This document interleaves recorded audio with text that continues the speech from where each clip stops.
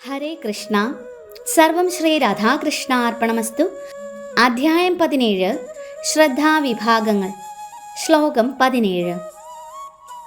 ശ്രദ്ധയാ പരയാ തപ്തം തപസ്ത്രിവിധം നരൈഃ അഫലാകാംക്ഷിഭിർയുക്തൈ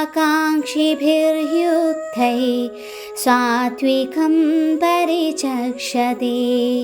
വിവർത്തനം: ഈ 3 വിധം തപസ്സും ആധ്യാത്മിക വിശ്വാസത്തോടെയും ഭൗതിക നേട്ടങ്ങളെ ആഗ്രഹിക്കാതെയും പരമപുരുഷന് വേണ്ടി മാത്രം അനുഷ്ഠിച്ചു പോന്നാൽ സാത്വികമെന്ന് പറയാം.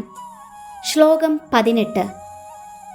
സത്കാരമാന പൂജാർത്ഥം തബോധംഭേന ചൈവ യത് ക്രിയതേ തദിഹ പ്രോക്തം രാജസം ചലമധ്രുവം. വിവർത്തനം: ബഹുമതിയും ആരാധനയും നേടാനോ അഹങ്കാരം കൊണ്ടോ ചെയ്യപ്പെടുന്ന തപസ് രാജസമാണ്. ക്ഷണികവും അനിശ്ചിതവുമാണത്.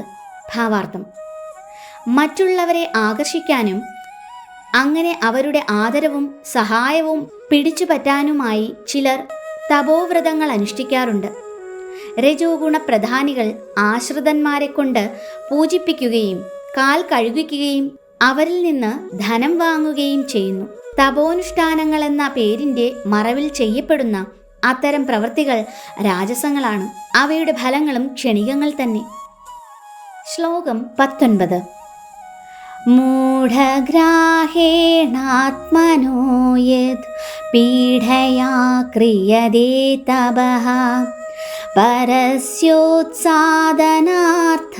വാ തത്താമസമുദാഹൃതം.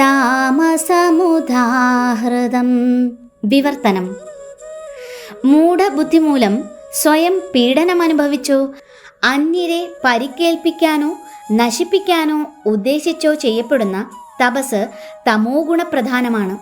ഭാവാർത്ഥം: ഹിരണ്യകശിപുവെ പോലുള്ള അസുരന്മാർ അനശ്വരത നേടാനും ദേവന്മാരെ ഹിംസിക്കാനും വേണ്ടി അനുഷ്ഠിച്ച വിഡിത്തമാർന്ന കഠിനവ്രതങ്ങൾ പ്രസിദ്ധങ്ങളാണല്ലോ. ഹിരണ്യകശിപു ഈ വരങ്ങൾക്കായി ബ്രഹ്മാവിനോട് യാചിച്ചു.